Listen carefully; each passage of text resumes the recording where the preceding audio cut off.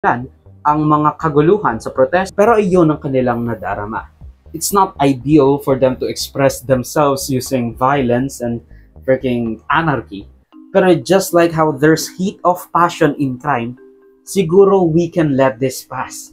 Let's not focus on these rioters. Kasi ganyan naman talaga sila. And ang magiging problema lang naman is if may agitators at may nagbabayad sa kanila, o premeditated ang gulo-gulo, or talagang gusto lang talaga nilang mga panggulo, which it will be in their conscience. It seems not to be the case na yung mga nagsasabing may bayad or nagbayad sa kanila, maybe siguro meron doon iilan, pero that seems to not be the case for the Recto and Mendiola riots. Kasi ganoon naman talaga ang Batang Maynila, lalo na sa Recto. Geng-geng. But it doesn't undermine yung galit na nararamdaman nila laban sa mga kurap. Sa totoo lang, actually pumunta ako ng Mendiola. No, I'm not really Mendiola if I'm being honest. Nakaabot lang ako malapit sa Central Station. Tapos nung papunta na sila ng Recto, papunta na sila ng Quiapo Recto, may pupuntahan kasi ako so hindi na ako dumiretso.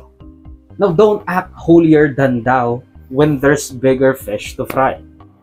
Sa mga pulisya, especially to those who practice maximum tolerance, salamat. You're only doing your jobs. Pero sana, kung sinasabi niyo na, huwag niyo sana kami saktan kasi, kasama niyo kami sa pakikibaka. Well, you should have called in sick and joined the rallyists. Kasi nga, there is a conflict between two classes. Ang mga mamahirap at ang mga mayayaman. At ang pumapagitna sa kanila, yung pulisya. And as we all know, and what they say, neutrality only benefits the offender. Yung korap.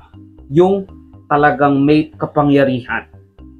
In a conflict between lower and upper class, the neutral people only helps the people from the top.